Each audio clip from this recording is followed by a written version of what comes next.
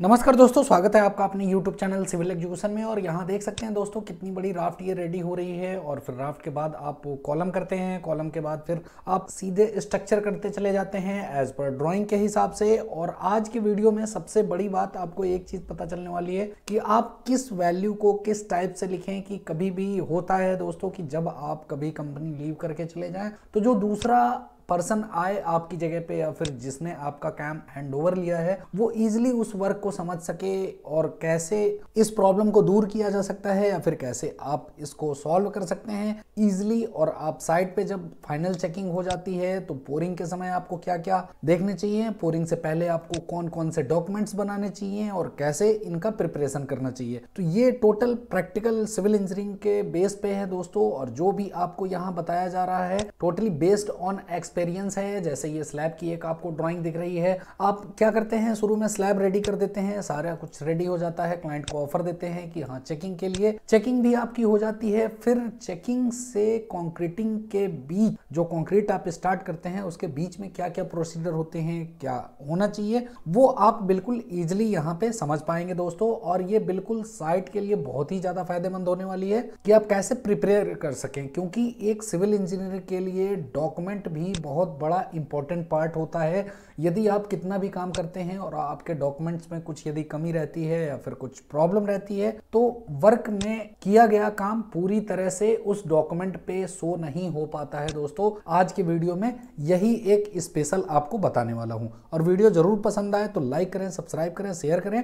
अब जब आपके पास आता है कि ड्राइंग आती है, ड्राइंग के बाद आप पोरिंग जब करने जाते हैं तो जैसे इस ड्राइंग में आप स्लैब का देख सकते हैं, स्लैब की पोरिंग के समय या फिर राफ्ट आप कंसीडर कर सकते हैं, आपको इस तरह के कुछ डॉक्यूमेंट्स बनाने होते हैं। और ये डॉक्यूमेंट टोटली बेस्ड होता है आपके पूरे क्वांटिटी के ऊपर। जैसे यहाँ देख सकते हैं दोस्तों कि एक छोटा सा पेपर मैं आपको दिखाने जा रहा हूँ, जो कि ये पेपर कहीं बना हुआ है दोस्तों। और यहाँ कंपनी नेम देखिए ऊपर सबसे हेडिंग में होता है, फिर उसके नीचे प्रोजेक्ट नेम होता है कि आप कौन सा प्रोजेक्ट कर रहे हैं। फिर यदि यहाँ देखा जाए तो फॉर्मेट नंबर होते हैं, रिवीजन नंबर होता है, क्लाइंट्स के नेम्स होते हैं, रिपोर्टिंग नंबर होता है, रिपोर्टेड डेट होता है, ड्राइंग नंबर होता है। ड्राइंग नंबर में एज पर साइट इसलिए रख रखा है यहाँ पे कि आप जहां भी जाते हैं दोस्तों ड्राइंग नंबर अलग रहती है, कंपनी नेम अलग रहते हैं, क्लाइंट नेम अलग रहते हैं, इसलिए ये सारी चीजें अलग की गई हैं। और यहाँ आता है रिवीजन नंबर, मींस ड्राइंग का रिवीजन। जैसे यहाँ देख सकते हैं 2 लिखा हुआ है। अब सपोज यहाँ स्लैब की ड्राइंग ये थी और रिवीजन 2 था और यहाँ पे आपने लास्ट में इसकी क्वांटिटी निकाली, क्वांटिटी लमसम 135 MQ या अप्रॉक्स आप कह सकते हैं इतनी आ रही है। अब ये 135 MQ जो आएगी क्वांटिटी, ये आप कैसे शो करेंगे? जो कि आप साइट पे रहते हैं तो आपको सबसे पहला काम होता है कि साइट के जितने भी वर्क हैं उनका क्वांटिटी क्लाइंट से साइन करवाकर बिलिंग डिपार्टमेंट को सबमिट करना। अब बिलिंग डिपार्टमेंट फिर उनको क्या करेगा कि एज पर एक्सेल शीट तैयार करेगा या फिर एज पर रिक्वायर्ड जो क्लाइंट फॉर्मेट्स हैं उनमें रेडी होंगे और उनमें रेडी होने के बाद उनको फाइनल बिल के लिए सबमिट किया जाएगा। तो ये pour card as a site engineer ही तैयार करते हैं दोस्तों। और जैसा कि आपको नाम से ही पता है कि पोर कार्ड मींस, पोर मींस आप समझ रहे हैं पोरिंग होगी कंक्रीटिंग की, और ये प्री पोर कार्ड होता है दोस्तों। मींस ये आपका फाइनल जो ड्राइंग एज पर क्वांटिटी रहती है उसका आप इसमें मेंशन करते हैं। सपोज इस राफ्ट में एज्यूम कर लेते हैं कुछ भी, सपोज 100 MQ राफ्ट में कंक्रीट लग रही है, तो 100 MQ कैसे लग रही है इसका भी आपको डिस्क्रिप्शन देना पड़ता है। और साथ ही साथ विद कोऑर्डिनेट्स आपको डिस्क्रिप्शन देने होते हैं दोस्तों। क्योंकि कभी कभी क्या होता है कि जब बिलिंग में आप पेपर भेज देते हैं और ग्रिड या फिर पूरी डिस्क्रिप्शन नहीं लिखते हैं, होता क्या है कि बिलिंग डिपार्टमेंट को थोड़ी सी प्रॉब्लम आती है और वो बिलिंग करने में थोड़ी सी ज्यादा दिक्कत हो सकती है, जबकि आपको भी उसमें फिर बुलाया जा सकता है फॉर द आइडेंटिफिकेशन के लिए। अब एग्जाम्पल के लिए आप कहेंगे कि ग्रिड लिखना क्यों जरूरी है जब मैं पूरी स्लैब कर रहा हूं, तो एग्जैक्टली दोस्तों यहाँ सोचने वाली बात है। कभी कभी क्या होता है कि जब स्लैब बहुत बड़ी होती है, मींस 2000 मीटर स्क्वायर या फिर 5000 मीटर स्क्वायर, 3000 मीटर स्क्वायर, जैसा भी आप एज्यूम करें, तो एक साथ उनकी कंक्रीटिंग करना पॉसिबल नहीं हो पाता है। और उस वजह से आप ग्रिड वाइज कभी कभी वर्क करते हैं कि प्लान करते हैं पहले इस ग्रिड को करेंगे फिर इस ग्रिड को करेंगे। तो इस ग्रिड में सपोज ई तक आपने ए से वर्क करना है और इसका आपने पोर कार्ड बनाना है। तो यदि आप इसका पोर कार्ड बनाएंगे तो कैसे बनाएंगे, ये एक फॉर्मेट यहाँ पे दिया हुआ है दोस्त। जैसे अभी मैंने कुछ देर पहले बताया कंपनी नेम बता दिया, प्रोजेक्ट नेम बता दिया, फॉर्मेट नंबर हो गए, यहाँ फिर क्लाइंट का नाम हो गया, कौन सी क्लाइंट है, ड्राइंग नंबर हो गया, रिवीजन नंबर आपने दे दिया। फिर आता है लोकेशन। लोकेशन में आपको वो शो करना है दोस्तों जिस आप स्ट्रक्चर का काम कर रहे हैं। जैसे सपोज कोई बिल्डिंग वर्क है तो यहाँ आप बिल्डिंग लिख सकते हैं और बिल्डिंग का क्या नाम है वो भी आपको शो करना पड़ेगा। ये लोकेशन में पुटअप होगा दोस्तों। और ग्रेड ऑफ कंक्रीट भी होती है कि M25 की कंक्रीट जैसे यहाँ यूज हुई थी, M25 लिखा हुआ है। डिस्क्रिप्शन ऑफ स्ट्रक्चर, आप कौन सा स्ट्रक्चर करने जा रहे हैं, स्लैब कर रहे हैं या फिर फाउंडेशन कर रहे हैं, उसकी भी यहाँ पे मार्किंग है दोस्तों। जैसे ये स्लैब का पोर कार्ड बना हुआ है। अब क्वांटिटी ऑफ पोर लिखा हुआ है जिसमें आप 135 MQ यहाँ पे लिख रखा है दोस्तों, जो कि एक स्लैब की गई है जिसमें 135 MQ कंक्रीट लगी। अब ये 135 MQ कहाँ से कहाँ तक की कंक्रीट है तो इसका डिस्क्रिप्शन यहाँ देख सकते हैं, मार्क नंबर यहाँ होता है दोस्तों। और आप कहेंगे कि ये पोर कार्ड का क्या स्पेशल सब जगह सेम फॉर्मेट है क्या? तो ये फॉर्मेट एज पर क्लाइंट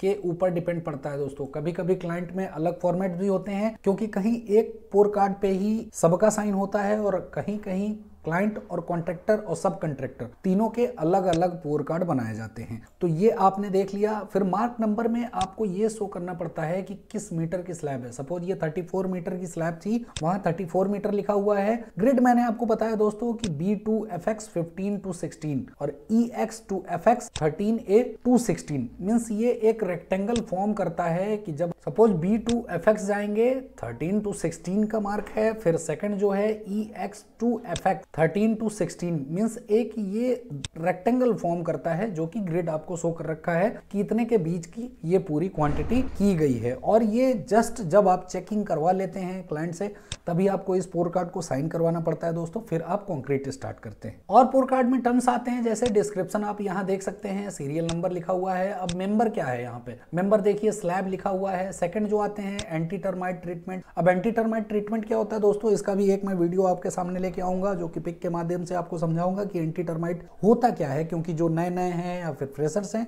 उनको ये चीजें ज्यादा पता नहीं होती हैं। तो एंटी टर्माइट यहाँ पे नॉट एप्लीकेबल था, मीन स्लैब है तो एंटी टर्माइट कोई की नहीं जाएगी क्योंकि ये ग्राउंड वर्क का है काम दोस्तों। और फिर line level and dimension of structure checked, ये आपने लिखा हुआ है। फाउंड ओके मीन्स क्लाइंट भी आपको एग्री होंगे यदि तो लिखेंगे। और form work fixed properly and found water tight means आपने जितनी भी फॉर्मवर्क लगाई है वो वाटर टाइट है कि नहीं है। फिर embeddeds bolts inserts plates ETC checked as per drawing, ये आपने चेक किया है कि नहीं किया है। अब यहाँ एज पर ड्राइंग क्यों लिखा है दोस्तों, जैसे ड्राइंग के वीडियो में 2 वीडियो पहले आप जाके देखेंगे जिसमें चेकलिस्ट मैंने बना रखी है, उसमें एक जिक्र आता है स्पेशल ड्राइंग में नोट्स का। तो ये वही बात है दोस्तों जैसे मैं EP के लिए उसमें बता रहा था, ये यहाँ पे लिखा हुआ है जो कि पोर कार्ड में मेंशन होता है। Same reinforcement spacing and time checked as per drawing and BBS, जैसा कि चेकलिस्ट में मैंने आपको बताया कि रेनफोर्समेंट भी चेक करनी पड़ती है, ये आपने चेकिंग कर ली और इसका भी यहाँ पे जिक्र किया जाता है कि ये ओके है या फिर नहीं है। तो इसकी भी सहमति होती है, क्लाइंट आपको पास कर देते हैं तो यहाँ ओके लिखा जाता है। अदरवाइज कुछ यदि प्रॉब्लम होती है तो पहले आपको रेक्टिफाई करवाना पड़ता है और रेक्टिफाई करवाने के बाद पोर कार्ड साइन होता है। फिर आते हैं कवर टू रेनफोर्समेंट प्रोवाइडेड, क्या कवर रेनफोर्समेंट प्रोवाइडेड है या फिर नहीं है।